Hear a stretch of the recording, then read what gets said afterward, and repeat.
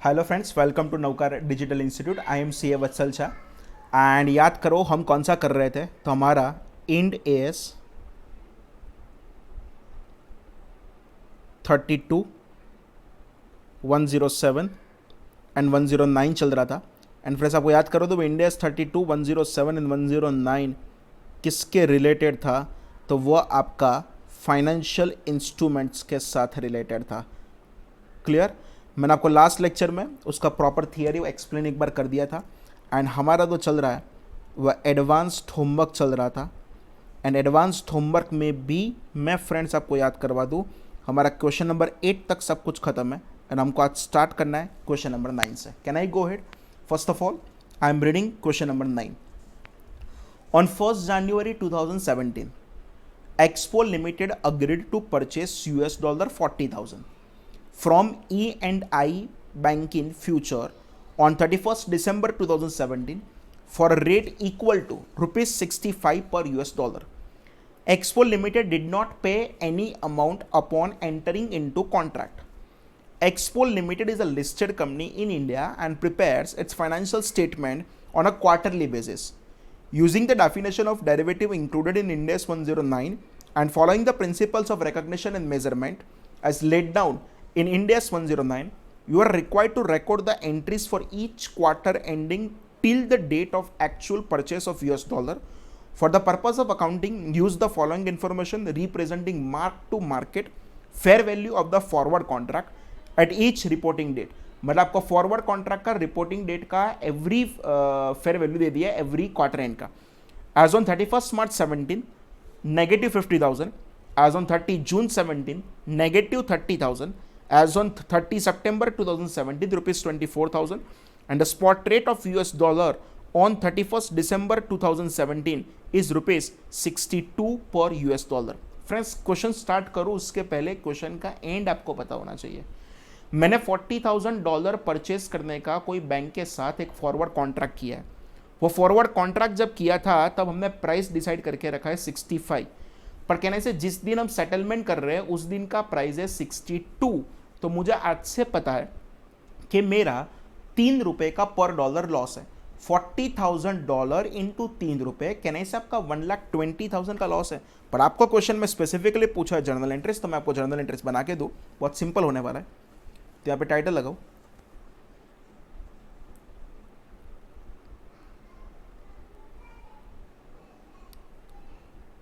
That is nothing but journal entries. And मेरे साथ आप ड्रॉ करो। फर्स्ट कॉलम हम ड्रॉ करेंगे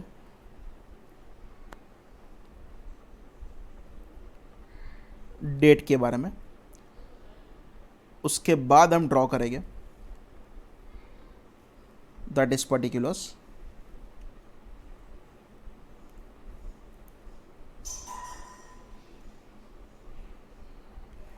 एंड पर्टिकुलर्स के बाद आप ड्रॉ करोगे that is nothing but debit and credit.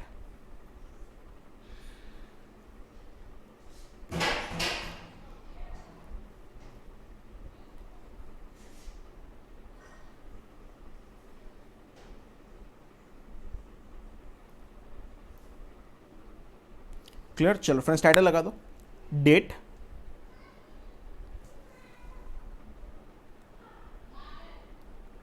यहां पे लिखोगे that is nothing but particulars, यहां पे लिखोगे डेबिट रुपीस, एंड फाइनली आपको यहां पे लिखना पड़ेगा that is nothing but credit rupees. Clear? आपने यहाँ पे कौन सा ईयर फॉलो कर रहे हो? आप कैलेंडर ईयर फॉलो कर रहे हो। जिस दिन आपने कॉन्ट्रैक्ट किया 1st January 2017 को, उस दिन तो कहने से आपने कुछ पेमेंट ही नहीं किया था, तो सिंपल वो फॉरवर्ड कॉन्ट्रैक्ट की फेयर वैल्यू नील होगा, तो उसके लिए कहने से वहाँ पे कोई एंट्री होने वाला नहीं है। मतलब मैंने फर्स्ट एंट्री कर दिया, that is no entry. Clear? Next 31st March 17 को चेक करो तो आपका 50,000 रुपीज़ का प्रीमियम बोल रहा है। एंड अगर वो 31st March 17 को अगर 50,000 का है तो मुझे कहने से मेरी बुक में एक डेरिवेटिव फाइनेंशियल लायबिलिटी रिकॉर्ड करना पड़ेगा। एंट्री करोगे PNL अकाउंट डेबिट कितने रुपए? 50,000, एंड आप क्रेडिट कर दोगे कौन सा account? To derivative financial liability, and वो डेरिवेटिव फाइनेंशियल लायबिलिटी आप क्रेडिट कितने से कर दोगे, तो 50,000, मतलब कहना से 31 मार्च की स्टोरी खत्म हो गई। नेक्स्ट हम चेक करें 31 मार्च के बाद आपको बोला है 30 जून नेगेटिव 50 वाला प्रीमियम नेगेटिव 30 होगा, मतलब कहना से मुझे डेरिवेटिव फाइनेंशियल लायबिलिटी 50 से 30 पर लाना है, मतलब 20,000 से कम करना है। तो नेक्स्ट एंट्री में करूँगा 30 जून 17 एंड तब आप एंट्री करोगे derivative financial liability account debit 50 से 30 पर आना है, मतलब कितना डेबिट कर दोगे 20,000 एंड आप जो क्रेडिट कर दोगे वो कौन सा अकाउंट क्रेडिट कर दोगे, पीएनएल टू पीएनएल अकाउंट, कितना क्रेडिट कर दोगे, that is nothing but 20,000। Next अगर डिस्कस करें तो 30 वाला 30 सितंबर को पॉजिटिव 24 हो गया, मतलब कहने से मुझे 20,000 की फाइनेंशियल लायबिलिटी रिवर्स करना है, असेट 24 का रिकॉर्ड करना है, मतलब मेरा 44,000 पीएनएल में क्रेडिट होगा। तो 30 सितंबर अगर 17 को मैं एंट्री करूं तो समझाओ डेरिवेटिव फाइनेंशियल लायबिलिटी डेबिट कर दूंगा, कितने से 30,000 का था तो 30,000 से डेबिट कर दूंगा, 24,000 का असेट रिकॉर्ड करना है, तो डेरिवेटिव फाइनेंशियल असेट डेबिट कितने से होगा 24,000 एंड मुझे यहाँ पे क्रेडिट करना पड़ेगा टू पीएनएल, वो क्रेडिट कितने से कर दूंगा 54,000 से। क्लियर। अच्छा अब मेरा सेटलमेंट का डेट आ गया, that is nothing but 31 December 2017, that is my settlement date. मेरे पास कहने से डॉलर आएंगे एंड रुपीज जाएंगे, तो सबसे पहले मैं एंट्री करूंगा cash and cash equivalent debit, पर ये कैश एंड कैश इक्विवेलेंट में मेरे पास क्या आएगा, तो कि यूएस डॉलर आएगा। अच्छा समझाओ डॉलर कितने का था, 40,000 का डॉलर था एंड जिस दिन हमारा सेटलमेंट हुआ वो सेटलमेंट के दिन स्पॉट रेट क्या चल रहा था 62, तो कहने से मुझे यहाँ पे करना पड़ेगा 40,000 इंटू 62। मैं कैलसी लेके बैठा हूँ, कैलसी साथ में चलाना है। क्लियर। कैलसी लो 40,000 इंटू 62 करोगे तो कहने से फ्रेंड्स आपका आंसर होगा कितना 24,80,000। पर कहने से फ्रेंड्स आप जो पेमेंट करोगे वो तो 65 के रेट से करोगे, तो अगर मैं यहाँ पे क्रेडिट करूँ to cash and cash equivalent and जो मैं क्रेडिट करूँगा वो कहना से 65 से करूँगा, तो सिंपल यहाँ पे आंसर में लिख रहा हूँ $40,000 इंटू 65। अगर फ्रेंड्स आप कैलसी में करोगे 40,000 इंटू 65 तो उसका आंसर होगा आपको पेमेंट करना पड़ेगा कितने रुपीज़ का 26 लाख रुपीज़ का। याद करो आपके लिए फाइनेंशियल लायबिलिटी का अकाउंट क्लोज हो गया था, पर आपकी बुक में डेरिवेटिव फाइनेंशियल असेट का अकाउंट डेबिट पड़ा है, कितने का पड़ा है 24,000 का, उसको रिवर्स करना पड़ेगा टू डेरिवेटिव फाइनेंशियल असेट कितने का पड़ा था 24,000 का पड़ा था। तो अगर हम चेक करें हमारा जो भी डिफरेंस होगा तो वो हमारा पीएनएल अकाउंट में क्या हो जाएगा, डेबिट हो जाएगा। स्पेसिफिकली मैं यहाँ पे लिख रहा हूँ this is nothing but my balancing figure. अगर आप कैलसी में चेक करो 26 लाख प्लस 24,000 माइनस अगर मैं करूँ 24,80,000 तो सिंपल आपका आंसर होगा पीएनएल आपको डेबिट करना पड़ेगा 1,44,000 से। क्लियर। यहाँ पे मेरा क्वेश्चन तो खत्म हो गया पर सर मज़ा नहीं आई। हाँ मैं आपको मज़ा कर रहा हूँ, देखो यहाँ पे मैं एक आपको पीएनएल बना के देता हूँ, जहाँ जहाँ पे हमको तो पता ही है ना, हमने 65 में कॉन्ट्रैक्ट किया था, बट जिस दिन डॉलर की डिलीवरी लेने के लिए जा रहे हैं तब रेट था 62 का, तो हमको इतना तो पता है कि हमारा पर डॉलर 3 रुपये का लॉस है, तो 3 रुपये का मतलब एक 20 का लॉस होना चाहिए। मैं मैच करूँ, पहले कोई एंट्री नहीं किया था, सेकंड एंट्री में पीएनएल डेबिट किया था, तो मैं यहाँ पे पीएनएल में डेबिट साइड यहाँ पे लिख रहा हूँ 50,000।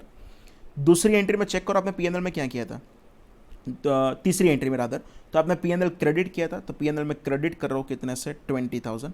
नेक्स्ट आपने चेक करो पीएनएल क्रेडिट किया था, कितने से क्रेडिट किया 54,000। नेक्स्ट चेक करो तो आपने पीएनएल डेबिट किया 1,44,000। मुझे तो पता ही है मेरा क्या आने वाला है, तो क्या लॉस आने वाला है, एंड वो लॉस कंफर्म बोल रहा हूँ, कितना आने वाला है 1,20,000। तो भी एक बार कैलसी चेक करो कितना 50,000 प्लस 1,44,000 माइनस करो that is something but 20,000 and minus 54,000, simple 1,20,000। Sir अब इतना श्योर कैसे बोल रहे थे, तो पता ही होगा ना यार, क्यों $40,000 का कॉन्ट्रैक्ट है, कॉन्ट्रैक्ट किया 65 में, पर जब डिलीवरी लेने का आया था तब रेट था 62, तो हमको तो पता था कि मेरा 1,20,000 रुपये का क्या होने वाला है लॉस। मैंने आपको हर एक जर्नल एंट्री करवा दिया। अब अंदर जो आंसर दिया वो क्वेश्चन नंबर 9 का अगर मैं आंसर पढ़ूँ तो assessment of the arrangement using the definition of a derivative under end S 109। Derivative instrument की फ्रेंड्स कहने से 3 कंडीशन होना चाहिए। इनिशियल इन्वेस्टमेंट वेरी लो होगा या नील होगा, सेटलमेंट होगा वो फ्यूचर डेट पे होगा, एंड डेरिवेटिव इंस्ट्रूमेंट का प्राइस चेंज होगा अगर अंडरलाइंग असेट का भी प्राइस चेंज हुआ तो। क्लियर? तो अगर आंसर पड़े derivative is a financial instrument और other contract within the scope of this standard with all three of the following characteristic. First, its value changes in response to the change in the foreign exchange rate. Underlying asset की मतलब यहाँ पे foreign exchange था वो dollar वाला। B, it requires no initial net investment और an initial net investment is smaller than would be required for other types of contracts with similar response to change in market factors. And C, it is settled at a future date.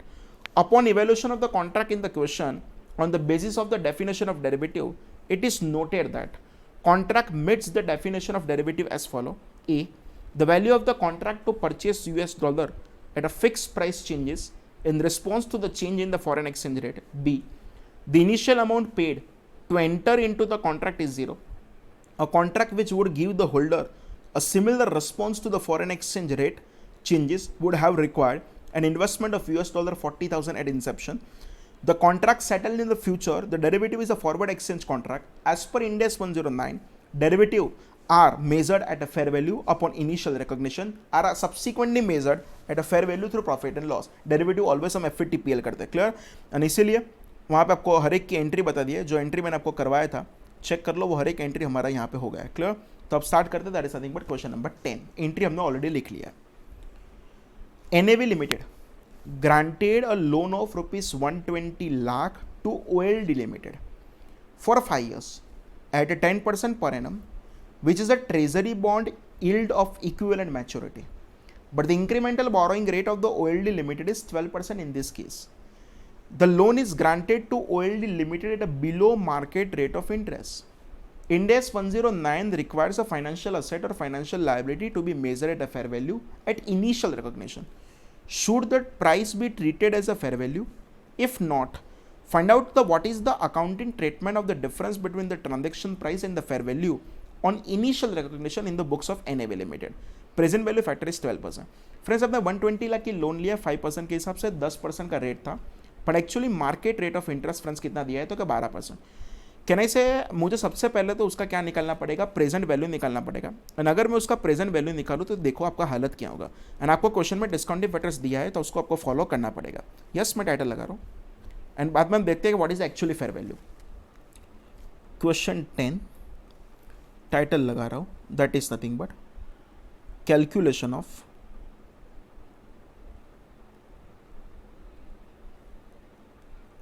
Fair value of loan. Calculation of fair value of loan. Friends मेरे साथ आप 4 column का एक table बनाओगे।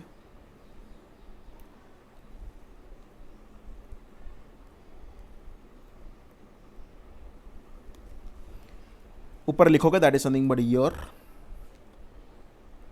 Cash flows, discounting factor 12% and finally that is nothing but present value. Clear? अगर मैं यहाँ पे लिखूँ तो 5 साल की लोन थी, मतलब ईयर 1 to 5 में 120 का 10% कहना इसे आपका 12 होगा। अच्छा सब कुछ अमाउंट है वो अमाउंट इन लैक्स है, क्लियर? तो 12 होगा। और ईयर 5 में हम क्या करेंगे, प्रिंसिपल अमाउंट का पेमेंट करेंगे, दैट इज समथिंग बट 120। 12% के हिसाब से अगर उसको डिस्काउंटिंग करें, क्वेश्चन में डिस्काउंटिंग फैक्टर दे दिया था, मैं एन्यूटी का टोटल करूँ 0.892 प्लस 0.797 प्लस 0.712 प्लस 0.636 प्लस 0.567, अगर ये टोटल होगा 3.604 तो मैं यहाँ पे लिख रहा हूँ, यहाँ पे मेरा टोटल है that is nothing but 3.604। And कहना से आपको यहाँ पे लास्ट में तो ईयर 5 का लेना पड़ेगा। ईयर 5 का कितना था 0.567, तो यहाँ पे मैं लिख रहा हूँ 0.567। अगर मैं यहाँ पे चेक करूँ 12 इंटू 3.604 अगर आप फ्रेंड्स करोगे तो आपका आंसर आएगा 43.248 एंड बाद में आप चेक करोगे that is something but 120 into 0.567 तो उसका आंसर आएगा 68.04। तो अगर हम टोटल करें तो हमारा आंसर होगा 111.288। तो कहना इसे एक्चुअली अगर मैं चेक करूं, मेरे लिए फेयर वैल्यू ऑफ लोन कितना था 111.288, पर कहना इसे हमारा जो ट्रांजेक्शन हुआ है मैंने उसको एक्चुअली 111 का लोन नहीं दिया है, मैंने उसको जो लोन दिया है वो कितना लिया है 120। तो अगर वो transaction between fair value and the आपका ट्रांजेक्शन वैल्यू का निकाले तो कितना होगा, आप अगर निकालोगे तो कहना है साहब उसका आंसर आएगा 8.712 का आंसर आएगा। क्वेश्चन में क्या क्या पूछा है वो चेक करो। सबसे फर्स्ट क्वेश्चन ये पूछा है कि हम बोल सकते हैं कि should be transaction as a fair value, ना ट्रांजेक्शन अपने फेयर वैल्यू पर नहीं किया है, अगर नहीं किया है तो कहना है साहब आपका जो भी डिफरेंस था वो आपको डिफरेंस चार्ज कहाँ पे कर देना पड़े, पीएनएल में चार्ज कर देना पड़े। तो सिंपल दोनों लोग ये सिंपल ये जो भी था 8.712 दैट इज ट्रांसफर्ड टू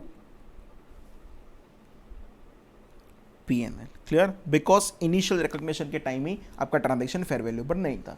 बहुत सिंपल था। अगर मैं आंसर पढ़ूं, since the loan is granted to OLD limited at a 10% that is a below market rate is 12%, it will be considered as a loan given at of market terms. कुछ जुगाड़ है, hence the fair value of the transaction will be lower from the transaction price and not the transaction price। उन्होंने पूरा proper calculation किया 111.288 हमारा आ रहा था।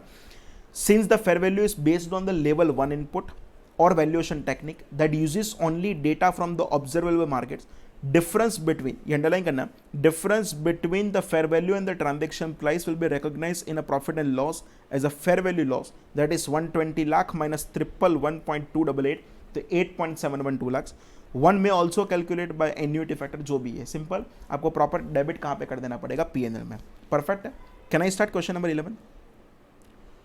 Growth limited on 1st April 2015 issued 50,000 7% convertible debenture of face value of rupees 100 per debenture at par. The debentures are redeemable at a premium of 10% on 31st March 2020, or this may be converted into ordinary shares at the option of the holder. Interest rate for equivalent debentures without conversion right would have been 10%. The date of the transition to Ind AS is 1st April 2017. Suggest how Growth Limited should account for this compound financial instrument on the date of transition. Also discuss Ind AS on the financial instrument presentation in above context. Present value of ₹1 receivable at the end of the each year आपको question में दे दिया है। Clear. तो 50 लाख का जो था वो 50 लाख का मुझे फ्रेंड्स क्या करना पड़ेगा, कुछ बाइफरकेशन करना पड़ेगा। देखो शांति से समझो, ये क्वेश्चन नंबर कौन सा कर रहे हैं, क्वेश्चन नंबर में 11 स्टार्ट कर रहा हूं। क्लियर फ्रेंड्स, अगर आप क्वेश्चन नंबर 11 चेक करो तो ये क्या हुआ, ये कन्वर्टेबल डिबेंचर था। एंड फ्रेंड्स अगर ये कन्वर्टेबल डिबेंचर है तो it is nothing but your compound financial instrument. And अगर कंपाउंड फाइनेंशियल इंस्ट्रूमेंट है तो मुझे लायबिलिटी इन इक्विटी कंपोनेंट को बाइफरकेशन करना पड़ेगा। तो यहाँ पे लिख रहा हूँ कैलकुलेशन ऑफ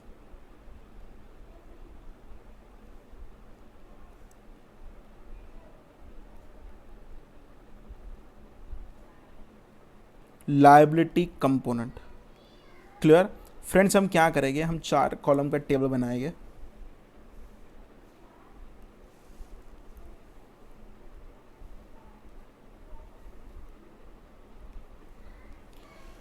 यहाँ पे लिख रहा हूँ ईयर, यहाँ पे लिख रहा हूँ कैश फ्लो, यहाँ पे लिख रहा हूँ that is nothing but discounting factor. And वो डिस्काउंटिंग फैक्टर मतलब व्हाट, अगर मैं विदाउट कन्वर्जन ऑप्शन दूँ तो मेरा रेट कितना था 7%। Discounting factor is equal to 7%। And finally यहाँ पे क्या लिख देंगे, प्रेजेंट वैल्यू। कहना ऐसे ईयर में होगा, पहले 5 साल तक आपको वो इंटरेस्ट का पेमेंट तो करना ही पड़ेगा। एंड अगर इंटरेस्ट का पेमेंट तो करना ही पड़ेगा, चेक करो आपका 50,000 कन्वर्टेबल बॉन्ड थे, 100 रुपये का बॉन्ड था, मतलब 50 लाख था। एंड 50 लाख का कितना परसेंट, 7%। आई थिंक तो बाद में हमने यहाँ पे मिस्टेक किया, this is not 7, this is 10%। Clear. तो सिंपल अगर यहाँ पे मैं लिख दूँ 50 लाख का 7% अगर आप करोगे तो एवरी ईयर आपको 3,50,000 का पेमेंट करना पड़ेगा। एंड ईयर 5 में चेक करो तो प्रिंसिपल अमाउंट कितने का पेमेंट कर दोगे? 50 लाख का कर दोगे। 10% के हिसाब से अगर उसका डिस्काउंट फैक्टर चेक करें तो आपको क्वेश्चन में दिया है उसको ही फॉलो करना है। 0.91 प्लस 0.83 प्लस 0.75 प्लस 0.68 प्लस 0.62 अगर आप करोगे तो 3.79 होगा। तो यहाँ पे लिख देता हूँ दैट इज नथिंग बट 3.79 और यहाँ पे लिख देता हूँ 0.62। अगर फ्रेंड्स आप मल्टीप्लाई करोगे 3,50,000 इंटू 3.79 तो आपका आंसर होगा 13,26,500 एंड बाद में अगर आप करोगे 50 लाख इंटू 0.62 तो इसका आंसर होगा that is nothing but 31 lakh. And अगर 31 लाख प्लस 13,26,000 ये करोगे 13,26,500 तो आपका आंसर होगा 44,26,500। अगर इनिशियल रिकॉग्निशन के टाइम अगर आपको ये चेक करना है तो simple what is my liability component, तो my liability component is nothing but 44,26,500। पर what is friends my equity component, अगर मैं इक्विटी कंपोनेंट का कैलकुलेशन करूं तो इक्विटी कंपोनेंट होगा 50 लाख माइनस 44,26,500। अगर हम चेक करेंगे तो उसका आंसर होगा 5,73,500। क्लियर? ऐसा लोग कर देते हैं पर वो गलत है। क्वेश्चन पढ़ने की आदत डालो। बॉस ये 50 लाख लिखा है वो सही है? Answer is no. Principal amount का पेमेंट जो करना था ना वो 10% प्रीमियम से करना था। मतलब कहना चाहिए 50 नहीं होना चाहिए, 55 होना चाहिए। या 55 होगा तो कहना चाहिए आपका ये आंसर चेंज हो जाएगा। 55 लाख इंटू 0.62 करोगे तो कहने से आपने यहाँ पे जो लिखा है वो चेंज हो गया एंड वो कितना हो जाएगा? That is nothing but 34,10,000। अगर फ्रेंड्स ये आपका ये चेंज हुआ तो कहना है आपका लायबिलिटी कंपोनेंट का आंसर भी चेंज होगा। 34,10,000 प्लस 13,26,500 तो अगर ये आप करोगे तो आपका लायबिलिटी कंपोनेंट का आंसर हो जाएगा 47,36,500। एंड अगर ये आपने किया तो सिंपल यहाँ पे चेंज होगा, यहाँ पे भी चेंज होगा एंड फाइनली आपका इक्विटी कंपोनेंट का आंसर भी चेंज होगा। लाइक ये कितना हो जाएगा? 47,36,500।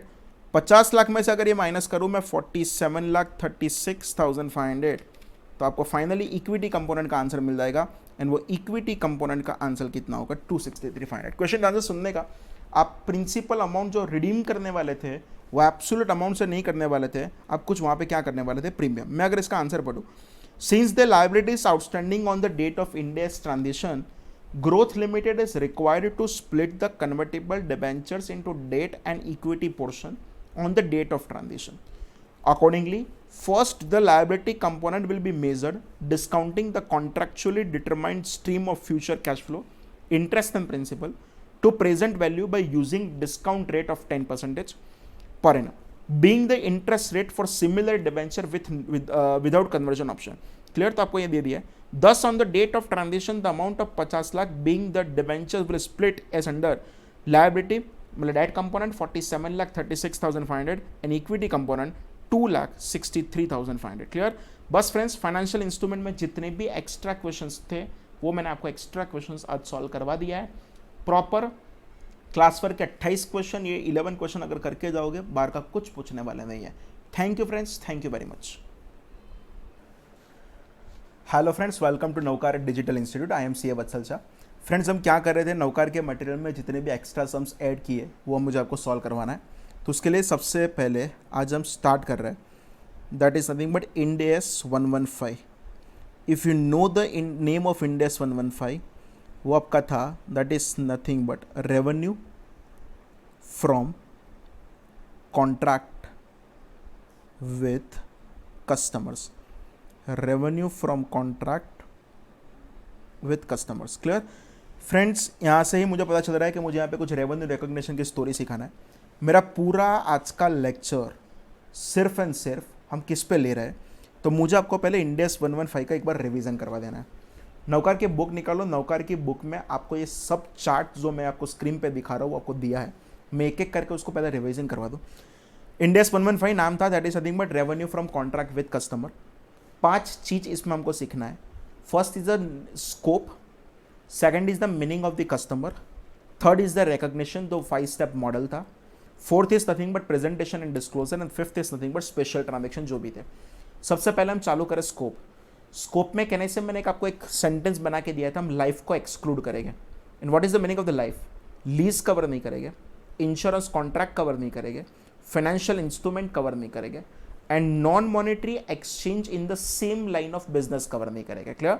तो सिंपल ये 4 चीज को कवर नहीं करेंगे। रीजन, लीज के लिए हमारे पास एक स्पेसिफिक इंडेक्स 116 है, ये थोड़ा आपके पास ओल्ड बुक है इसलिए ब्रैकेट में इंडेक्स 17 लिखा है, बाकी इंडेक्स 116 होना चाहिए। इंश्योरेंस कॉन्ट्रैक्ट इंडेक्स 104 होगा, financial instrument index 32, 107 and 109 applicable होगा। And simple non monetary exchange in the similar line of business, मतलब मैं बोल रहा हूँ कि आप मेरा कोई पर्टिकुलर लोकेशन की डिमांड आप फुलफिल करना या पर्टिकुलर लोकेशन का डिमांड मैं फुलफिल कर रहा हूँ, हम दोनों सेम लाइन ऑफ बिजनेस में। ये 4 चीज इंडेक्स 115 के स्कोप में से एक्सक्लूड करेंगे। थोड़ा स्पीड में जा रहा हूँ। Second, what is the meaning of customer? तो customer is a party that has contracted with an entity to obtain goods और services that are in output of an entity's ordinary activities in exchange for consideration। जो मेरा ordinary activity है उसका जो output है वो demand कर रहा है मेरा कस्टमर, सिंपल, तो उसको मैं क्या बोल, अच्छा, इन एक्सचेंज ऑफ कंसिडरेशन, मतलब consideration is a must. Recognition 5 step model था।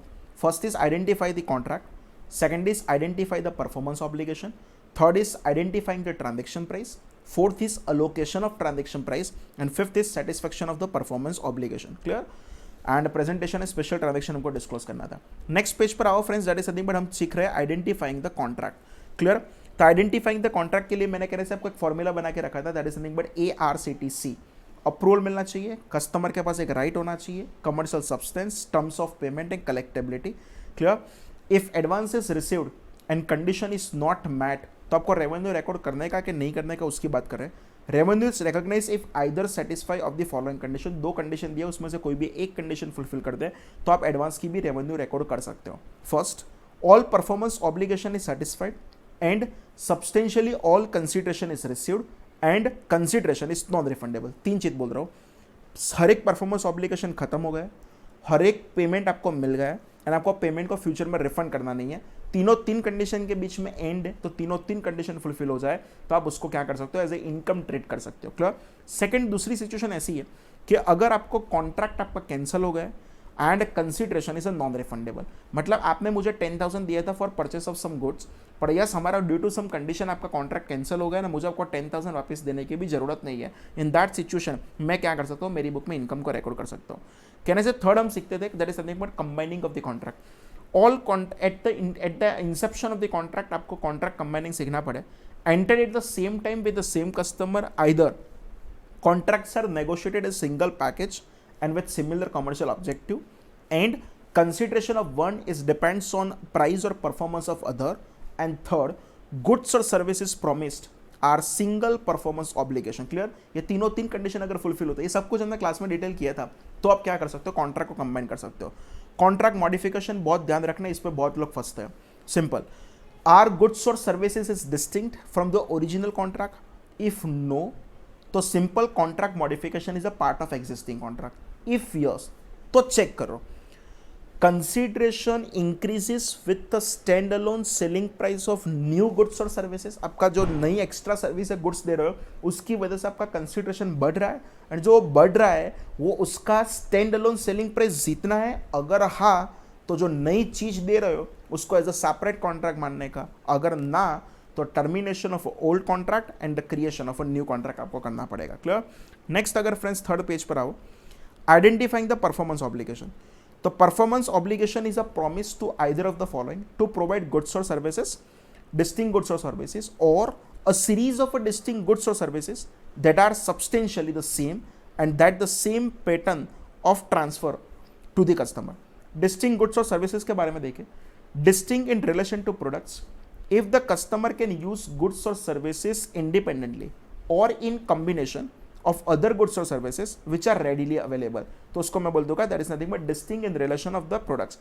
distinct in relation of contract तो क्या था, the promise to transfer goods or services can be separately identified in the contract and उसके separately identifiable है, उसके indicators में याद करो तो 5 नहीं but total 3 इंडिकेटर थे। फर्स्ट, no integration मतलब merging of goods or services promised with other goods or services of the contract। second, goods or services do not modify or customize other goods or services of the contract। and third, goods और services not highly independent और inter related, तो मैं बोल दूंगा वो distinct है in relation to contract. a series of a distinct goods or services that are substantially the same and that have the same pattern of the transfer to the customer when it meets all the criteria of performance obligations satisfied over the time, and the same method is used to measure the progress of satisfaction of performance obligation. ये इतना काम का नहीं था.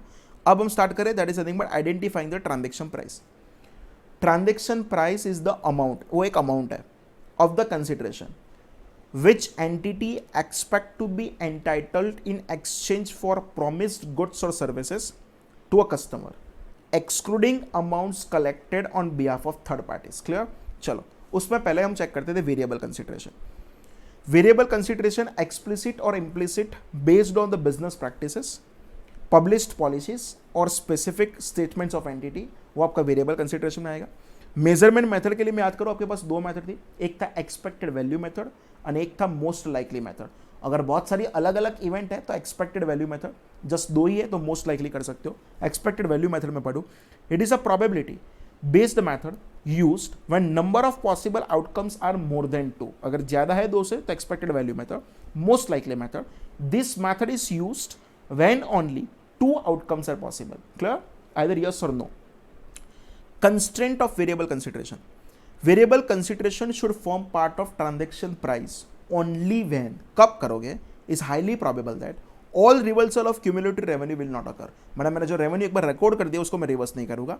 Indicator of lack of high probability. First, variable consideration depends on factors outside the entity's influence, वो जो मेरे control में नहीं है. Second, uncertainty is not going to be resolved in the near future. Third, entity's practice of either offering a broad range of concession or changing the payment terms and condition. अगर मैं बार बार change कर रहा हूँ तो मुझे मेरे consideration में doubt है. Fourth, entity has a limited or no experience or other evidence with similar types of contracts or past experiences do not have any predictive value. And fifth, contract has a large number and a broad range of possible consideration amount. Clients से तब आपको variable consideration में थोड़ा ध्यान से record करने का.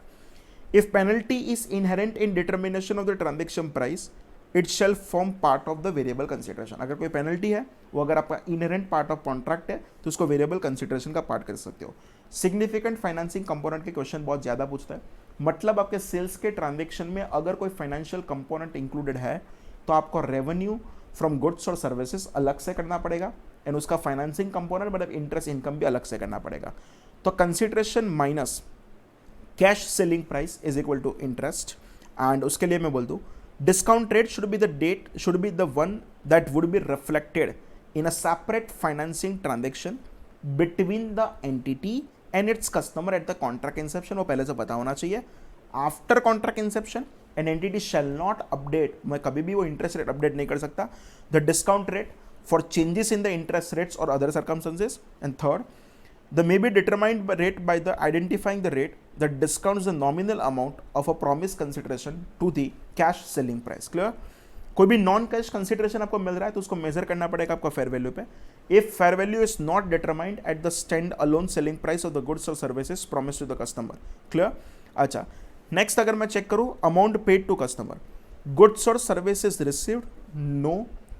तो deduction from the transaction price, yes. तो transaction price is greater than fair value, no, तो उसको मैं परचेस मान लूंगा. पर transaction price is greater than fair value, yes है, तो purchase up to fair value and excess reduction from the transaction price. Clear? अच्छा, सिंपल. अगर मैं कोई भी अमाउंट का पेमेंट करता हूँ मेरे कस्टमर को, एक्चुअली आपको कस्टमर के पास से लेना होता है पर ये कुछ उल्टा मैं बोल रहा हूँ. अगर मैं पेमेंट कर रहा हूँ उसमें सामने अगर गुड्स और सर्विसेज मिल रहा है तो ठीक है, नहीं मिल रहा है तो उसको ट्रांजेक्शन प्राइस में से माइनस करना पड़े. मिल रहा है तो चेक करो एट अ फेयर वैल्यू मिल रहा है, अगर हाँ तो टेंशन नहीं है, पर अगर ना फेयर वैल्यू से कुछ ज़्यादा है तो आपको अप टू फेयर वैल्यू तो को परचेस मानोगे पर फेयर वैल्यू से ज़्यादा जो भी है उसको ट्रांजेक्शन प्राइस में से माइनस कर देगा. क्लियर? अब allocation of transaction price friends हम चेक करें. Allocation should be done based on the stand alone selling price of goods और सर्विसेज. वो तो कन्फर्म ही है. अगर आप एक से ज़्यादा गुड्स एक ही सिंगल कॉन्सोलिडेटेड प्राइस पे दे रहे हो, एक से ज़्यादा सर्विस अगर कॉन्सोलिडेट प्राइस से दे रहे हो तो सिंपल आपको क्या करना पड़ेगा, स्टैंड अलोन सेलिंग प्राइस के हिसाब से डिस्ट्रीब्यूट करना पड़ेगा. Methods to estimate stand alone selling price, adjusted market assessment approach जो हम उसको क्लास में AMAA बोलते थे, estimated cost appropriate margin approach, जो हम उसको कॉस्ट प्लस प्रॉफिट में बोलते थे, that is something but expected cost plus profit, and the residual approach कुछ भी फॉलो कर सकते हो। डिस्काउंट है तो डिस्काउंट का क्या करोगे, total stand alone selling price minus consideration is equal to discount allocated to all performance obligation in ratio of standalone selling price, clear, or allocated to one or more but not all when there is a observable evidence and all the following conditions are met। चार component है तो उसमें से एक में भी possible मैं दो में ही करूँ, कब, वो तो उसकी तीन कंडीशन बताया। Entity regularly sells each distinct goods और सर्विसेज और बंडल ऑफ गुड्स और services on standalone basis. Entity regularly sells some of those bundle of goods और services on standalone basis at discount, and discount attributable to each bundle is same as discount in contract, clear। अच्छा, अब मैं check करूं, that is nothing but allocation of variable consideration. Allocated to entire contract आपको allocate करना है, unallocated to one और more but not all performance obligation और distinct goods और services in series of distinct goods और services in a single performance obligation, and the change in, अगर transaction price करो तो उसके लिए भी सेम रूल है, change should be allocated on the basis used for the allocation of transaction price at inception। Allocation to a performance obligation or a distinct goods or services shall be done only if variability relates to entities' efforts to satisfy performance obligation or transfer goods or services, clear। अच्छा, change after modification in the contract, if modification is treated as a part of original contract, याद करो ऊपर मैंने सिखाया वो modification वाला, and change in the transaction price is attributable to variable consideration promised before modification, then allocate to performance obligation identified before modification। and दूसरा ये भी हो सकता है, if modification results in termination of old and the creation of new, allocate the change in the transaction price to the performance obligation in the modified contract, that is the performance obligation that were unsatisfied और partially unsatisfied immediately after the modification, clear. ये भी ठीक था, कोई काम का नहीं था। हाँ, परफॉर्मेंस ऑब्लिगेशन सेटिस्फाई कब होगा वो चेक करना पड़ेगा। Revenue is only recognized when the performance obligation is satisfied, आपका काम खत्म हो जाना चाहिए तो ही आप रेवेन्यू रिकॉर्ड कर सकते हो। दो चॉइस है, over the point of time और at a time. Over the point of time में बताओ, indicators of performance obligation satisfied over time, मतलब चलता रहेगा कैसे, customer receives and consumes benefit as entity perform, मैं जैसे जैसे काम करते रहूँ वैसे वैसे मेरे कस्टमर को बेनिफिट मिल रहा है। परफॉर्मेंस क्रिएट्स और enhances asset which is controlled by the customer, the asset that is created as no alternative use. तो सिंपल, उसके लिए क्या करना पड़ेगा, contractual legal restriction and practical restriction check करना पड़ेगा। And the measurement of progress determine करने के लिए आपको मैं याद करवा दूँ, आपके लिए कितनी मैथड है, तो सिंपल आउटपुट मैथड है। आउटपुट मेथड में क्या करोगे, वैल्यू ऑफ गुड्स और services transfer till date check कर लोगे। दूसरा दो है इनपुट मेथड, इनपुट और efforts use till date, total expected input check करोगे, उसमें भी याद करो कॉस्ट मेथड था, सर्वे मेथड था, फिजिकल आउटपुट मेथड है। Only consider the input that represents entity's efforts to satisfy the performance obligation, and when measurement is not possible then the revenue should be recognized only to the extent of cost incurred। अगर आपको percentage completion नहीं मिल रहा है तो आपने जितना खर्चा किया था उतना ही रिकॉर्ड कर सकते हैं। Point of a time, clear, at a time भी बोल सकते हो। If performance obligation is not satisfied over the time then it is satisfied point at a time. ये आपका वो कैसा है पता है, ऑर्डिनरी एक्स्ट्रा ऑर्डिनरी के डेफिनेशन जैसा है। Indicators of performance obligation satisfied at a point of time, right to payment of asset, possession has been transferred, customer has a legal title, not for a seller, customer has a legal title, customer has a significant risk and reward, and customer has accepted the asset। 5 चीज मैं फिर से बोल दूँ, आपके पास payment लेने का right है, पोजेशन ट्रांसफर हो गया है, लीगल राइट कस्टमर के पास है, रिस्क एंड रिवॉर्ड का भी राइट अगर कस्टमर के पास है, एंड कस्टमर ने ऑलरेडी उस चीज़ को एक्सेप्ट कर लिया है। 5 कंडीशन के बीच में भी एंड है तो मैं बोल दूंगा कि मेरा जो परफॉर्मेंस ऑब्लिगेशन है ना वो एट अ टाइम है, क्लियर। नेक्स्ट अगर डिस्कस करें, sale with a right to return, हाँ आप कभी भी वापस दे सकते हो। Refund can be in form of all, मतलब फुल और partial refund of any consideration paid और credit that can be applied against amount owed और दैट विल बी ओड और to the entity and another product in exchange. सबसे पहले, revenue should be recognized for the amounts to which the entity expects to be entitled there is no revenue be recognize for the products expected to be return. अगर आपको कुछ भी वापस मिलने वाला है तो उसका आज से रेवेन्यू रिकॉर्ड नहीं कर सकते। फॉर एनी अमाउंट्स रिसीव्ड और receivable for which the entity does not expected to be entitle, entity shall recognize a refund liability. आपको जो लग रहा है कि आपको रुपए मिल गए तो उसका लिए आपको रिफंड लायबिलिटी का रिकॉर्ड करना पड़ेगा। An asset for its right to recover from the products from the customer on selling the refund liability and corresponding adjustment to the cost of sales। and उसके लिए लिखा है both the elements should be measured at a former carrying amount product less cost to recovery at the end of, ये सब कुछ class में lecture attend किया तो ही पता चलेगा। at the end of the each reporting period the entity shall update its assessment of amount for which it is expected to be entitled refund liability and asset and make a corresponding change to the transaction price and therefore amount of revenue recognized। Friends अगर हम warranties के बारे में discuss करें, generally warranties are given as assurance that the product complies with agreed upon the specification and accounted as per Ind AS 37 जो हम warranty provision वहाँ पे बनाते हैं। If customer has the option to purchase a warranty separately, then warranty is a distinct service because the entity promises to provide the additional services to the customer over and above general assurance. Accordingly, an entity shall account for the promised warranty as a performance obligation and allocate a portion of transaction price to it.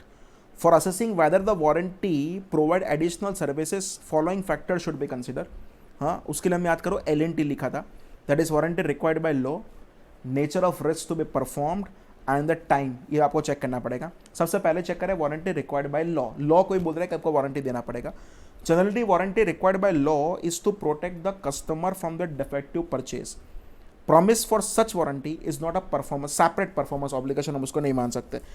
Nature of task to be performed, task necessary to provide the assurance that a product complies with agreed upon specification, for example a return shipping services for a defective product, do not give rise to separate performance obligation। Promise of such task is not a performance obligation। Time, the length of the warranty coverage period, the longer the coverage period, more likely it is that the promise warranty is a performance obligation because it is a more likely to provide the services in addition to the assurance that the product complies with agreed upon specification। Promise for the long period may be treated as a performance obligation।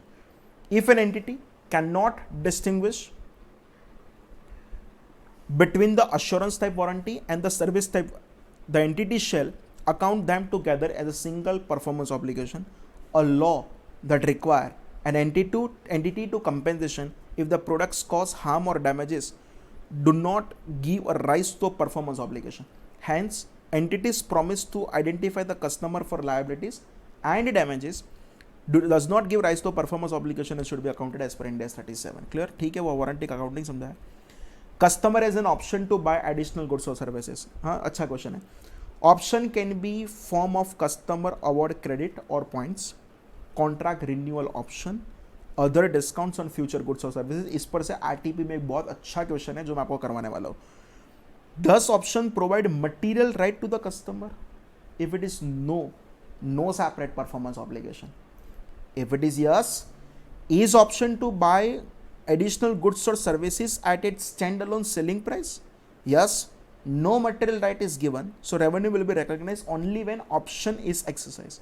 If no, treat it as separate performance obligation and allocate transaction price to it in a ratio of stand-alone selling price or its estimate।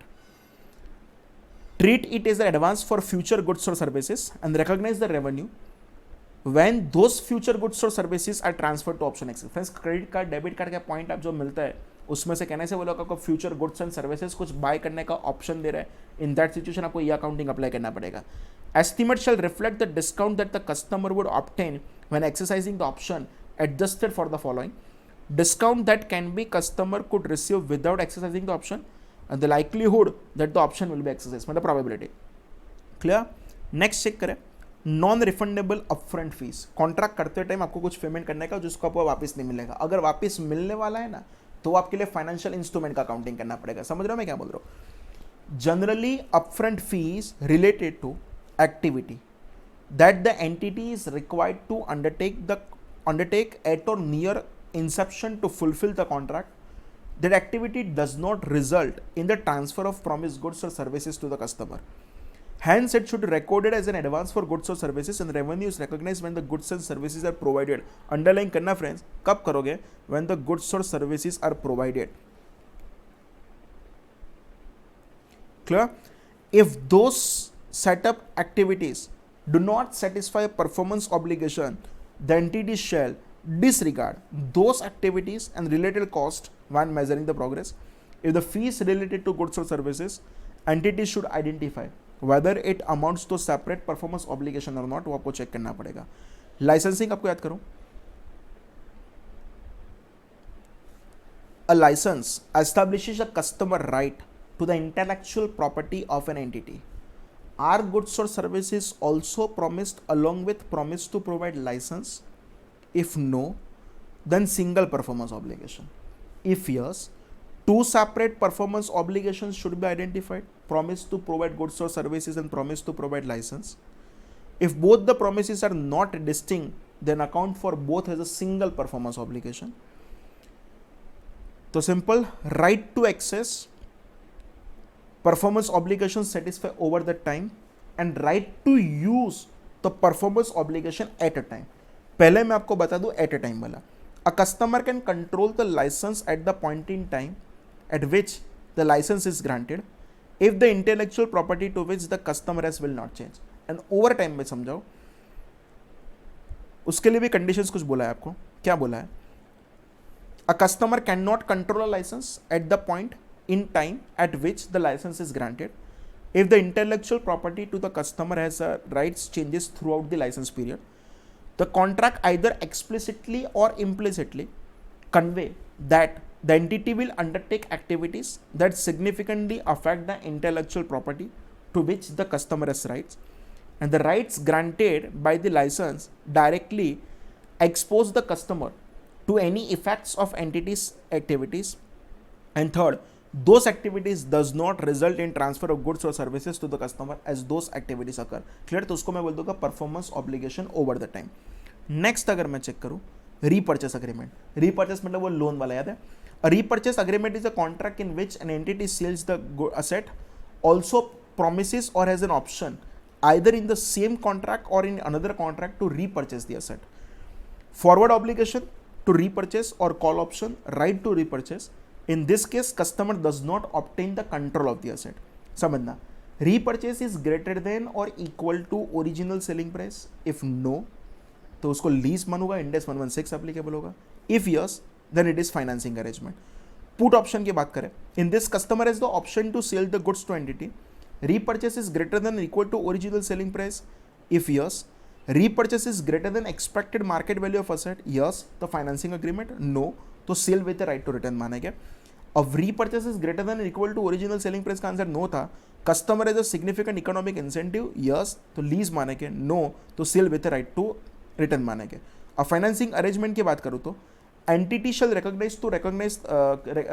continue to recognize the asset, recognize the consideration received as a loan financial liability, purchase sale नहीं treat करना है, and consideration received minus purchase price is nothing but your interest. Bill and hold arrangement की बात करें, मतलब हम जो बोलते थे कि कस्टमर बोले कि डिलीवरी लेट करना, उसकी बात चल रही है. In this case the entity bills a customer for a product but the entity retains the physical possession of the product until it is transferred to customer at a point in time in the future. Customer is said to have control over the goods if it satisfy all of the following condition. Satisfy all criteria of satisfying the performance obligation at a time. Reason for the bill and hold arrangement must be substantive. Product must be identified separately as belonging to the customer. Product currently must be ready for physical transfer to the customer. An entity cannot have the ability to use the product or direct it to another customer. Clear? ये 5 condition होगा तो मैं बोल दूंगा मैंने billing कर दिया पर पोजीशन मेरे पास है. After recognizing revenue, entity shall consider whether it is a remaining performance obligation as per example for custodial services to which the entity shall allocate a portion of the transaction price. Service concession arrangement. BOT model ROT आता था, पता चल रहा है आपको. Also called as a build, operate and transfer and also rehabilitate, operate or transfer or public to private service concession arrangement. The party that grants the service agreement, the grantor is a public sector entity. The operator or a private sector entity constructs the infrastructure or upgrade it and operate and maintain it for a specified period of time and does not act as an agent on behalf of the grantor. The grantor of the contract sets the initial prices to be levied by the operator and regulates the price revision. At the end of the operator have to hand over the infrastructure to the grantor in the specified condition for a little or no incremental consideration. Clear? अब उसका accounting start करें. Treatment of the operator's rights over the infrastructure. Operator मतलब कौन? मेरे case में L&T. हाँ, infrastructure shall not be recognize as a property plant and equipment of the operator as he has access to operate the infrastructure to provide the public service on behalf of the grantor as per the specified in the contract. Recognition and measurement of the consideration वो कैसे करेगा? The operator shall recognize and measure the revenue as per Ind AS 115 for its services. Nature of the consideration determines its subsequent accounting. कैसे आपको payment मिलने वाला है वो check करना पड़ा. Construction or upgrade services and its consideration. All types of consideration are classified as a contract asset during the construction or upgrade period.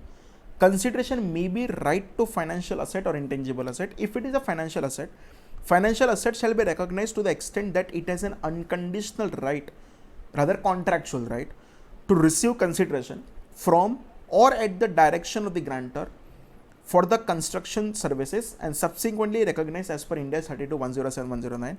Intangible asset shall be recognized to the extent it receives a license to charge users of the public services. The right is not an unconditional because the amounts are contingent on the extent of public use and subsequently recognized as per Ind AS 38 intangible asset मान लोगे. Clear? Operation services, contractual obligation to fulfill a condition of its license to maintain the infrastructure to a specified level of serviceability or to restore the infrastructure to a specified condition before it is handed over to the grantor is accounted as per Ind AS 37. Borrowing cost. Entity has intangible asset, yes, capitalized as per Ind AS 23, otherwise it is expense out. And items provided to the operator by the grantor, मतलब government अगर L&T को कुछ दे उसका accounting में बोल रहा हूँ. If such asset are from the part of the consideration payable by the grantor for the services, they are not government grant defined in Ind AS 20. Instead they are accounted for as part of the transaction price is defined in Ind AS 115. Clear? आपको transaction price में से minus करने का कि वो सब कुछ आपको सिखाएंगे. मैंने अभी तक आपको 115 का रिवीजन करवा दिया. अब हम चालू करेंगे 115 के questions. Hello friends, welcome to Navkar digital institute. I am C Bathalcha. Friends, मैंने आपको अभी तक Ind AS 115 revenue from contract with customer के लिए मैंने आपको थियरी को एक्सप्लेन कर दिया है. अब हमको जो स्टार्ट करना है वो क्या स्टार्ट करना है, तो उसका प्रैक्टिकल क्वेश्चंस मुझे आपको स्टार्ट करवाना है. चेक करो, हमने लास्ट में जब आपकी बैच चल रहा था तब हमने क्वेश्चन नंबर 38 तक सब कुछ कंप्लीट कर दिया है. नाउ इट्स टाइम के we start with question number 39. First of all I am reading question number 39. Wisdom limited commenced a 4-year contract. Wisdom Limited recognized revenue based on the percentage completion method. The price was initially agreed at rupees 12,000. 2015, 16, 17 and 18 4 साल के लिए आपको बोला है. Cost incurred in year बोला है and anticipated future cost बोला है. क्लियर?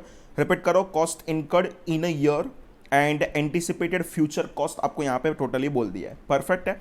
एंड अगर मैं वहाँ पे कंटिन्यू करूँ तो आपका सम कैसे बनने वाला है. सबसे पहले हम कहने से परसेंटेज कंप्लीशन के हिसाब से सॉल्यूशन करेंगे. तो यार अगर मैं प्रैक्टिकल क्वेश्चंस का 39 नंबर का सम सॉल्व करूँ तो टाइटल लगा दो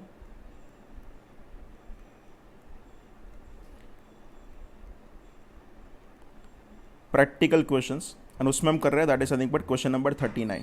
क्वेश्चन नंबर 39 में सबसे पहले हम लेते हैं कौन सा ईयर, तो ईयर हमारा होगा that is nothing but 2015. And अगर if I calculate percentage completion तो परसेंटेज कंप्लीशन फ्रेंड्स आपका कितना होने वाला है. चेक करो आपने खर्चा कितना कर लिया है.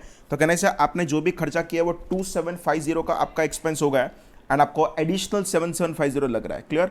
तो सिंपल बोल लो 2750 डिवाइडेड बाय, अगर चेक करूँ 2750 प्लस 7750 इंटू अगर 100 करें तो अगर आप चेक करो 2750 प्लस 7750, मतलब आपका टोटल कॉस्ट होने वाला है वहाँ पे 10,500। तो सिंपल आपका क्या होगा, 2750 डिवाइडेड बाय 10,500 इंटू अगर मैं 100 करूँ तो कहना से आपका परसेंटेज कंप्लीशन कितना आएगा, आपको कैलसी चलाते रहना है, तो आपका परसेंटेज कंप्लीशन आएगा दैट इज समथिंग बट 26.19% आपका वो परसेंटेज कंप्लीशन आने वाला है। क्लियर।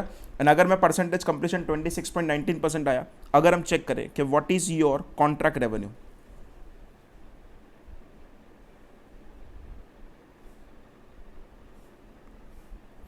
क्लियर। तो अगर यहां पे मैं चेक करूं what is your contract revenue,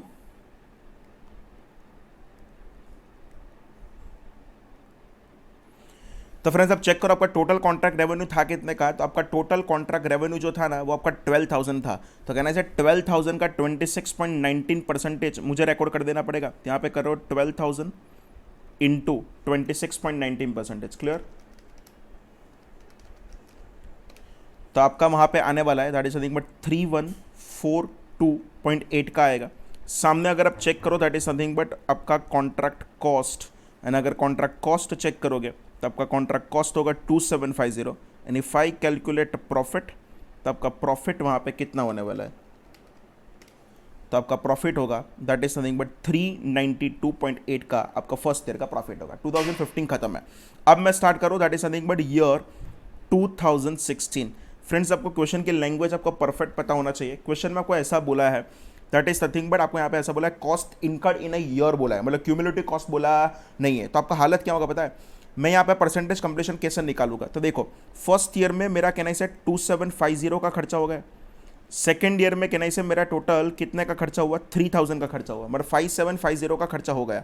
and अब हमको टोटल लग रहा है कितना लग रहा है, 7750 लग रहा है। क्लियर। टोटल मतलब फ्यूचर कॉस्ट लग रहा है, तो 5750 प्लस मुझे अब लग रहा है that is something but 7750 into अगर मैं 100 करूँ तो ऊपर का टोटल होगा 5750 एंड यहाँ पे अगर चेक करो 5750 प्लस 7750 करोगे तो आपका टोटल लग रहा है कि आपका खर्चा होगा 13,500 इंटू अगर मैं 100 करूँ तो आपकी हालत क्या होगी, तो 5750 डिवाइडेड बाय 13,500 इंटू 100। तो यस मेरा यहाँ पे जो परसेंटेज कंप्लीशन आया ना वो परसेंटेज कंप्लीशन कितना आया, 42.59% आया। पर फ्रेंड्स ये 42.59 जो आया ना वो तो कहना से आपका करंट ईयर का नहीं आया, वो तो क्यूमुलेटिव आया। तो मैं यहाँ पे टाइटल लगा रहा हूँ that is nothing but particulars, यहाँ पे लिख रहा हूँ that is nothing but contract revenue, यहाँ पे लिख रहा हूँ that is nothing but sorry particulars, बाद में कॉन्ट्रैक्ट रेवेन्यू यहाँ पे नहीं लिखना है, उसके बाद लिख रहा हूँ that is nothing but cumulative, and cumulative के बाद यहाँ पे लिख रहा हूँ that is nothing but current year. Clear. अगर मैं चेक करूँ that is nothing but contract revenue, तो कॉन्ट्रैक्ट रेवेन्यू में आपका कोई चेंज नहीं है, कॉन्ट्रैक्ट रेवेन्यू तो एज इट इज रहने वाला है 12,000 एंड 12,000 का अगर मैं 42.59% करूँ तो आपको कहना से टोटल क्यूमुलेटिव कॉन्ट्रैक्ट रेवेन्यू मिल जाएगा। And total cumulative contract revenue friends आपका वहाँ पे कितना हो जाएगा, 5110.8 हो जाएगा, माइनस अगर कॉन्ट्रैक्ट कॉस्ट आप क्यूमुलेटिव चेक करो तो कॉन्ट्रैक्ट कॉस्ट आपने कर दिया है कितने का कर दिया है, 5750। तो कहना से फ्रेंड्स आपको करंट ईयर में यहाँ पे लॉस दिख रहा है, कितने का लॉस दिख रहा है, तो माइनस 5750 करे तो मुझे 639.2 का लॉस दिख रहा है। पर 639.2 वो तो कहना से आपका करंट ईयर का टोटल लॉस आया, पर मुझे अगर मैं टोटल लॉस अगर चेक करूँ तो कहने से मुझे आज से क्या दिख रहा है, तो समझो मेरा कॉन्ट्रैक्ट कॉस्ट हो रहा है 13,500 पर मेरा कॉन्ट्रैक्ट रेवेन्यू था 12,000, तो कहने से मुझे आज से 1,500 का लॉस दिख रहा है। तो अगर मैं यहाँ पे चेक करूँ मेरा प्रोविज़न फॉर लॉस, तो 1,500 माइनस 639.2, तो सिंपल आपका प्रोविज़न फॉर लॉस जो होगा वो 860.8 का होगा। ये सब कुछ जो आया वो मेरा क्यूमुलेटिव आया। अब मैं उसके करंट ईयर में ये प्रोवाइड करने के लिए क्या करूँगा समझाओ, मेरा क्यूमुलेटिव कॉन्ट्रैक्ट रेवेन्यू 5110.8 था, उसमें से कहने से आपने थोड़ा फर्स्ट ईयर में रिकॉर्ड कर दिया है। चेक करो फर्स्ट ईयर में आपने कितना रिकॉर्ड कर दिया था, 3142.8 को रिकॉर्ड कर दिया है, तो उसमें से उसको माइनस कर देता हूँ 3142.8। क्लियर। तो अब कैलसी चलाओ 5110.8 माइनस 3142.8। क्लियर। साथ में मैं भी कैलसी लेके बैठा हूँ, आपको भी यूज़ करना है। तो ऐसे मैं बोलूँ मेरा कॉन्ट्रैक्ट रेवेन्यू यहाँ पे कितना होगा 1968। कॉन्ट्रैक्ट कॉस्ट चेक करो तो कहना है 5750 आपका क्यूमुलेटिव था उसमें से 2750 फर्स्ट का था तो कहने से 3000 आया, एंड अगर 3000 आया तो करंट ईयर में कितना चेक करूँगा, 1968 माइनस 3000, तो कहना है करंट ईयर में मेरा 1032 का लॉस बुक होगा। क्लियर, 1032, पर कहना है मुझे तो टोटल लॉस कितना चाहिए, मुझे तो 1500 चाहिए। तो अगर 1500 चाहिए तो आप सिंपल यहाँ पे कितना करोगे, 468 का प्रोविजन फॉर लॉसेस कर दोगे। क्लियर, ये क्यूमुलेटिव करंट ईयर के हिसाब से ऐसा इफेक्ट है। बस फ्रेंड्स आपको ऐसे करते रहना है, एंड अगर ऐसा करोगे तो आपका वो AS7 का परसेंटेज कंप्लीशन के हिसाब से जो करते थे वैसा आपका मैच हो जाएगा।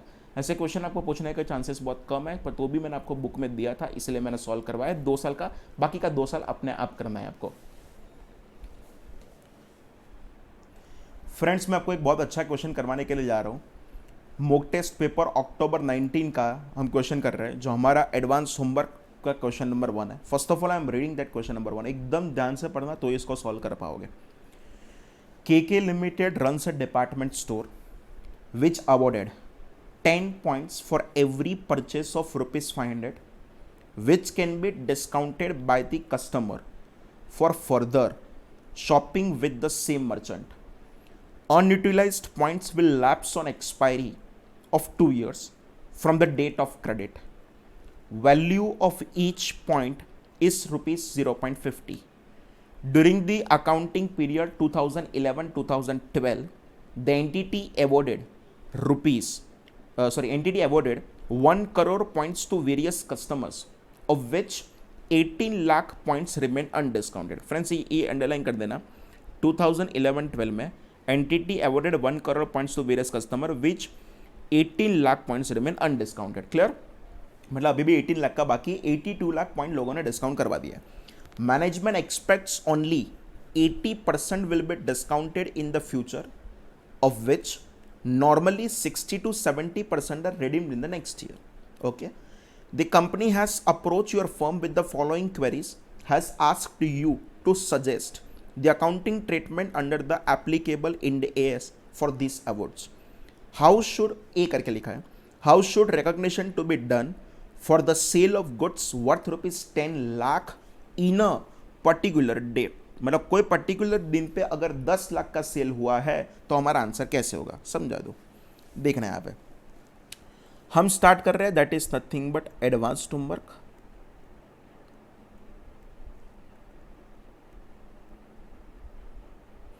एंड एडवांस होमवर्क में भी हमारा चल रहा है, that is nothing but question number 1। And question number 1 में अगर फर्स्ट क्वेश्चन में आपको सॉल्व कराओ तो क्या होगा, sale of a particular day, sale of a particular day is equal to, कहना इसे आपका 10 लाख था, अग्रेड 10 लाख का था, तो आपको पॉइंट्स गिवन आपको लिखना पड़ेगा। क्लियर, तो आपने कितने पॉइंट्स आपने अवॉर्ड किए होंगे, तो यहाँ पे लिख रहा हूँ पॉइंट्स अवॉर्डेड। तो सिंपल अगर उसका मैं प्रपोर्शन करूँ तो चेक करो, आपको क्वेश्चन में ऐसा बोला था 500 रुपए के सामने आप कितने पॉइंट्स दोगे, तो क्या 10 पॉइंट दोगे, तो यहाँ पे मैं लिख दूँ, क्या लिखूँगा, सेल्स, ये रहा मेरा पॉइंट्स। क्लियर, अगर 500 रुपए का सेल है तो हम कहने से 10 पॉइंट देंगे, पर कहने से करंट डे पे मैंने तो 10 लाख रुपए का सेल किया है, एंड 10 लाख रुपए का सेल है तो हम कितने पॉइंट्स देंगे। अगर हम चेक करें तो that is nothing but 10 lakh का सेल था, 500 के सब में हम 10 पॉइंट दे रहे हैं, तो अगर यहाँ पे चेक करो तो मेरा नंबर ऑफ पॉइंट्स मिल जाएगा। क्लियर, कैलसी चलाओ friends, 10 lakh into 10 divided by 500, तो सिंपल बोलो आप यहाँ पे 20,000 पॉइंट्स दे दोगे, 20,000 पॉइंट्स। पर कहना चाहिए पॉइंट्स का काम नहीं है, मुझे वो 20,000 जो पॉइंट्स है ना वो कितने रुपए का है वो काम है। तो अगर यहाँ पे वो चेक करूँ, वैल्यू ऑफ 20,000 पॉइंट्स, तो वैल्यू ऑफ 20,000 पॉइंट्स करो तो ऐसा बोला है कि पर पॉइंट की वैल्यू है कितने रुपीस का, तो 50 पैसे का, तो वैल्यू ऑफ 20,000 पॉइंट्स कितना होगा, तो आपका वो कहना से हो जाएगा 10,000। मतलब मैं ऐसा बोलूँ, आपको जो कंसीडरेशन जो मिल रहा है ना, वो कंसीडरेशन आपको आज की तारीख में टोटल 10 लाख मिल रहा है, पर ये 10 लाख दो चीज़ के लिए, करंट सेल के लिए है, वो करंट सेल का 10 लाख रुपए है, पर कहने से बाकी का अवार्ड के लिए भी आपने कुछ दे दिया है, एंड अवार्ड कितने रुपए का है, 10,000 रुपए का है। तो ये 10 लाख रुपए में से मैं करंट ईयर में 10 लाख इस टू 10,000 मैं उतना ही रेवेन्यू रिकॉर्ड कर सकता हूं। तो करंट ईयर का सेल का कितना आएगा, तो क्या 10 लाख डिवाइडेड बाय 10 लाख 10,000। तो करंट ईयर में जो मैं सेल रिकॉर्ड करूंगा वो जस्ट कितना करूंगा, 10 lakh divided by 10 lakh 10,000 into 10 lakh.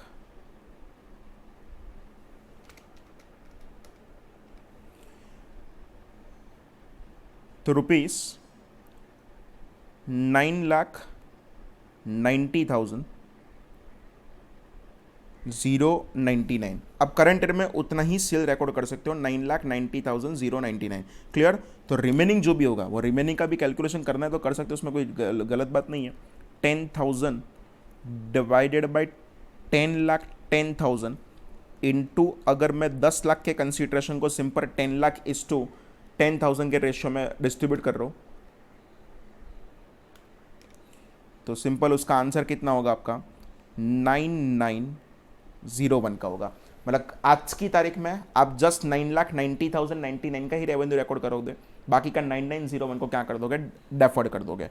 तो सिंपल मैं यहाँ पे एंट्री करूँगा, मेरे पास रुपए आए आज बैंक अकाउंट डेबिट, मेरे पास जो रुपए आए ना वो तो 10 लाख ही आए, पर कहने से उसमें से करंट ईयर का सेल्स रिकॉर्ड करना है तो टू सेल्स अकाउंट, एंड वो सेल्स कितना होगा, जस्ट 9,90,099 का होगा। बाकी का क्या होगा, liability for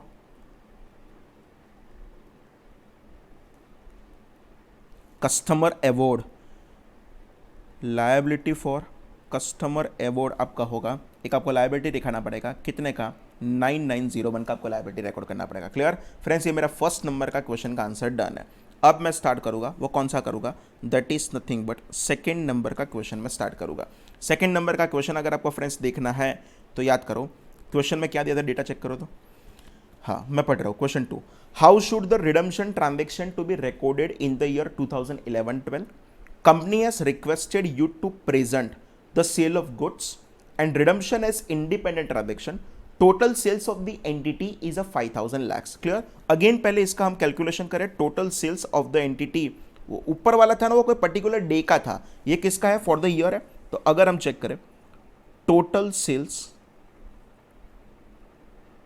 for the year, total sales for the year 5,000 lakhs बोला है।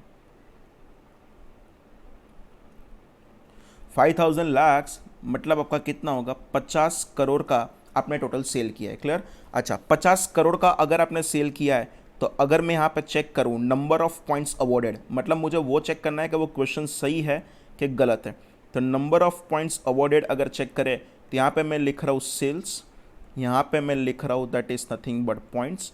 अगर आप 500 रुपये के सेल के सामने अगर आप 10 पॉइंट देते थे तो आप 50 करोड़ के सेल के सामने आप कितने पॉइंट दोगे। Clear.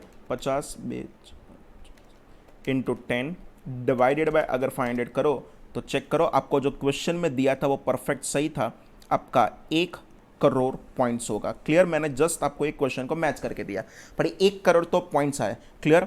Value of 1 crore points, तो clear value of 1 crore points check करें तो आपको ऐसा बोला था ये 1 करोड़ पॉइंट्स है, पर पॉइंट्स का वैल्यू कितना है, तो पर पॉइंट्स का वैल्यू है 50 पैसा, एंड अगर 50 पैसा है तो सिंपल 1 करोड़ इंटू 50 मतलब सिंपल वो आपका वैल्यू कितना हो जाएगा, 50 लाख रुपए का वैल्यू हो जाएगा। क्लियर। तो सिंपल आपको जो भी कंसिडरेशन मिला था, आपका कंसिडरेशन कितना था, तो नो डाउट आपको आज का जो कंसिडरेशन मिला है वो टोटल 50 करोड़ रुपए का मिला है। अग्रेड। पर वो 50 करोड़ रुपए में से 2 पार्ट करूँगा, थोड़ा करंट सेल के लिए होगा एंड थोड़ा अवॉर्ड के लिए होगा जो आपका पॉइंट्स था। क्लियर। करंट सेल्स का 50 करोड़ में तो वो सिंपल है, वो करंट सेल्स कितने का था, 50 करोड़ का ही था, पर सामने पॉइंट का भी वैल्यू था एंड वो पॉइंट का वैल्यू कितना था, तो क्या 50 लाख था। 50 करोड़ को 50 करोड़ एंड 50 लाख के रेशियो में डिस्ट्रीब्यूट करना है। तो सिंपल आप कैलसी चलाओ, that is something but 50 crore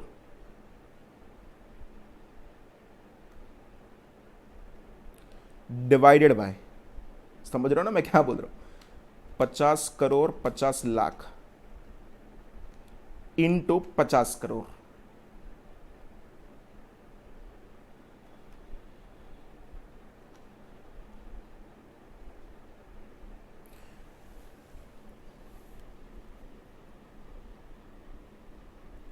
clear? तो आपका आंसर आएगा 49 करोड़ 50 लाख। यहाँ पे मैं लिख बे यार, लिखो तो यहाँ पे उसका आपका आंसर होगा करंट ईयर में 49 करोड़ 50 लाख 49,505 वो आपका करंट ईयर का सेल होगा। एंड पॉइंट के लिए अगर हम चेक करें तो पॉइंट का आपका वैल्यू होगा that is nothing but 49,50,495। Clear? तो अगर मैं उसकी जर्नल एंट्री बता दूं तो जर्नल एंट्री क्या करोगे, at the time of cell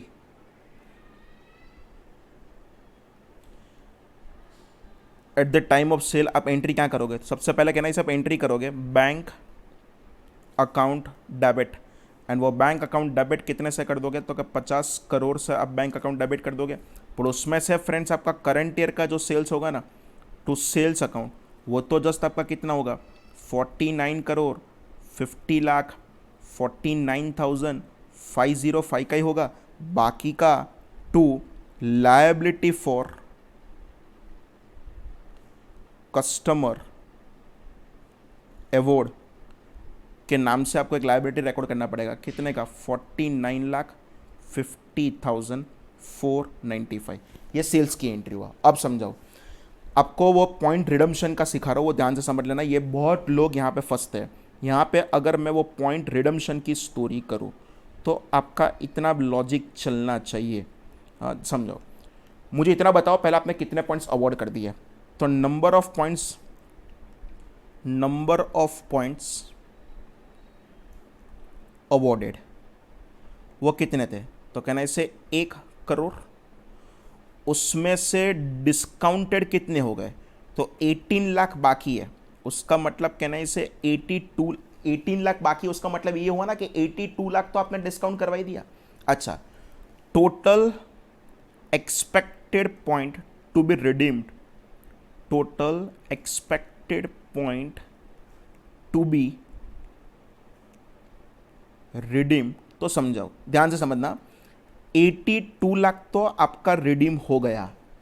अच्छा, जो बाकी का 18 लाख बाकी है ना, उसमें आपका एक्सपेक्टेशन है जस्ट 80% ही रिडीम होगा। तो अगर आप चेक करो 18 लाख का 80% 14,40,000 प्लस 82 लाख करोगे तो कहने से आपको एक्सपेक्टेड है टोटल जो रिडीम होगा वो 96,40,000 होगा।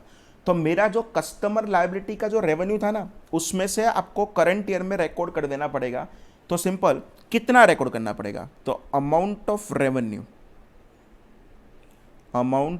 Revenue from customer award liability, from customer award liability to be recognized, to be recognize. समझाओ, आपने कहने से करंट ईयर में कस्टमर लायबिलिटी इतना रिकॉर्ड किया था 49,50,945 का, यहां पे सब कुछ पॉइंट्स आ गया। उसमें से कहने से थोड़े पॉइंट्स तो रिडीम भी हो गए। कितने पॉइंट्स रिडीम हो गए, 82 लाख पॉइंट्स तो रिडीम हो गए। एंड टोटल आपको कितना लग रहा है, 1 करोड़ रिडीम होगा ना, टोटल आपको कितना लग रहा है, जस्ट आपका 96,40,000 ही रिडीम होगा। तो अगर हम कैलसी में चेक करें, पहले कैलसी में करो 82 लाख डिवाइडेड बाई 96,40,000 इंटू 49,50,945। तो सिंपल फ्रेंड्स अगर करोगे तो आपका आंसर होगा 42,11,385 होगा। तो सिंपल अगर वो पॉइंट रिडम्पशन की जर्नल एंट्री में करूं तो आपको उतनी लायबिलिटी कम करके रेवेन्यू रिकॉर्ड कर देने का। क्लियर? तो journal entry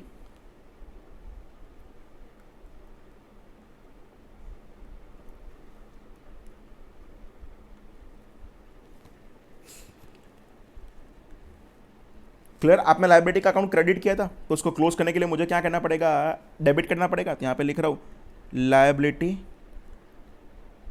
for customer award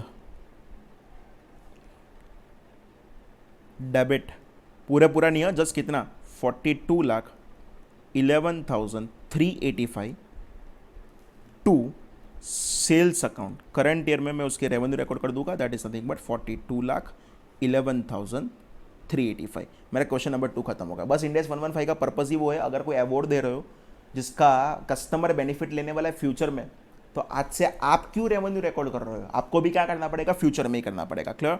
तो अगर अब मैं स्टार्ट करूंगा, that is nothing but question number 3, and question number 3 में पूछा है वो करने का। पूरा क्वेश्चन एक बार पढ़ के शांति से स्टेप बाय स्टेप करोगे तो इसका आंसर आप आराम से कर पाओगे। क्वेश्चन नंबर 3 अगर मैं पढ़ूँ, point number C, how much of the deferred revenue should be recognised at the end of the year 2011-12 because of the estimation that only 80% of the outstanding points will be redeem. हाँ समझाओ तो 2011-12 में total 1 crore point दिए थे, उसमें से 82 lakh redeem हो गए, 18 लाख बाकी था। आपको एक्सपेक्टेड था कि 18 लाख का 80% मतलब सिर्फ 1440 रिडीम करेंगे, और उसके हिसाब से आपका टोटल रिडम्शन आपको 1 करोड़ में से 9640 एक्सपेक्टेड था, और उसको बेस लेके आपने करंट ईयर में रेवेन्यू रिकॉर्ड कर दिया था। तो simple, balance of liability for customer award जो आप डेफर्ड करने वाले हो एज ऑन 31 मार्च 2012, समझाओ। आपकी कहने से टोटल लायबिलिटी आपने रिकॉर्ड किया था आपकी बुक में, वो चेक करो कितना रिकॉर्ड किया था, ये रहा ना, आपने टोटल रिकॉर्ड किया था 49,50,945, तो वो लिख दो पहले 49,50,945, एंड उसमें से कहने से आपका 42,11,385 का तो आपने रेवेन्यू रिकॉर्ड कर दिया। तो सिंपल अगर मैं करूँ 49,50,945 माइनस 42,11,385, तो अगर आप करोगे आपका डेफर्ड रेवेन्यू कितना हो जाएगा 7,39,560। इसकी कोई जर्नल एंट्री करने की जरूरत नहीं है, तो ऑटोमेटिकली जस्ट एक बैलेंस फाइंड आउट करो, मतलब हर एक की जर्नल एंट्री एक्सपेक्ट मत करो। क्लियर। अच्छा नेक्स्ट, अगर आप हम 4th नंबर का क्वेश्चन को सॉल्व करें तो मैं आपको समझा दूं। सबसे पहले मैं रीड करो क्वेश्चन नंबर 4 क्या लिखा है। इन द नेक्स्ट ईयर, अब मैं आ रहा हूं 2012-13, 60% of the outstanding points were discounted and the balance 40% of the outstanding points of 2011-12 still remained outstanding. How much of the deferred revenue should the merchant recognize in the year 2012-13 and what will be the amount of balance of the deferred revenue? दोनों चीज पूछ लिया, समझा दो एकदम ध्यान से। देखो आउटस्टैंडिंग पॉइंट्स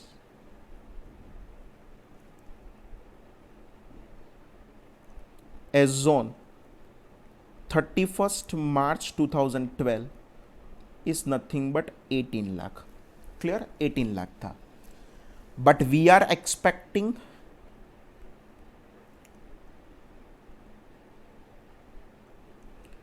only 80%, मतलब 18 लाख का 80%, मतलब कहने से 14,40,000 मुझे लग रहा था कि रिडीम होगा, बट एक्चुअली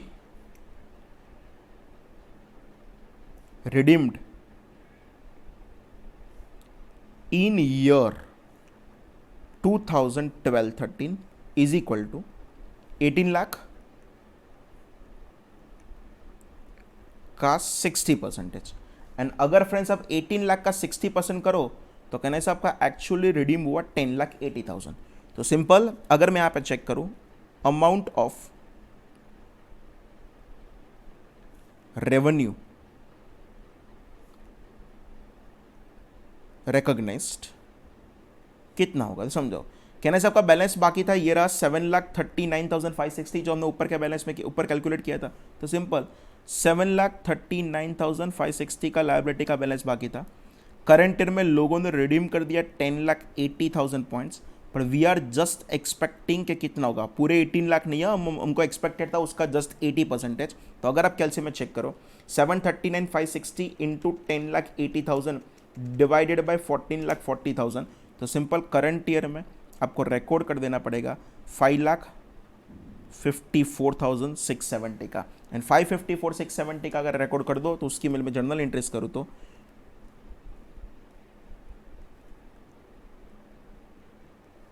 जर्नल एंट्री, तो सिंपल यहाँ पे क्या होगा आपका, liability for customer award debit कितना, 5,54,670 टू सेल्स अकाउंट, एंड वो सेल्स अकाउंट आपका कितना क्रेडिट हो जाएगा, 5,54,670। क्लियर। तो सिंपल अगर मैं यहां पे लिखूं balance of liability for customer award as on 31 March 13, तो वो कितना होगा, 7,39,560 में से मैंने 5,54,670 का रिकॉर्ड कर दिया, तो 739,560 माइनस 554,670 आपका आंसर होगा 1,84,890 का 31 मार्च 13 का आपके पास बैलेंस बचने वाला है। क्लियर। अच्छा, अब मैं स्टार्ट करूँ, that is nothing but last question, and that is nothing but question number 5। And अगर हम क्वेश्चन नंबर 5 फ्रेंड्स चेक करें, एक बार बुक में चेक कर लो क्या पूछा है। How much revenue will the merchant recognize in the 2012-13 if 3 lakh points are redeemed in the year 2012-13। अगर आपका 3 लाख पॉइंट अगर रिडीम्ड हुआ होता तो आप उसके लिए क्या एंट्री करते, वो आपको पूछा है। तो सिंपल अगर समझा दूँ, अब तो कोई चॉइस है ही नहीं। अगर आपका कहने से वारंट वो रिडम्पशन पीरियड आपका एक्सपायर हो गया, एंड अगर रिडम्पशन पीरियड अगर आपका एक्सपायर हो गया तो आपको बाकी जितना भी है पूरे पूरा आपको रेवेन्यू में डाल देना पड़ेगा। In this year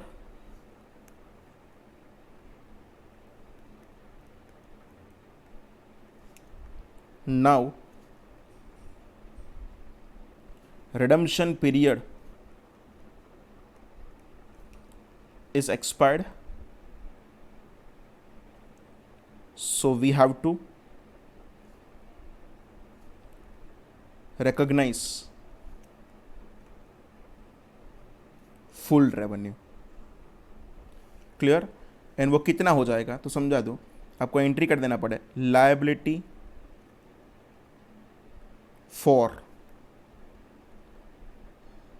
customer award debit 1,84,890 to sales account 1,84,890। Clear. तो फ्रेंड्स बस आज का लेक्चर यहाँ तक रखते हैं, बाकी हम नेक्स्ट लेक्चर में क्वेश्चंस को सॉल्व करेंगे। Thank you friends, thank you very much.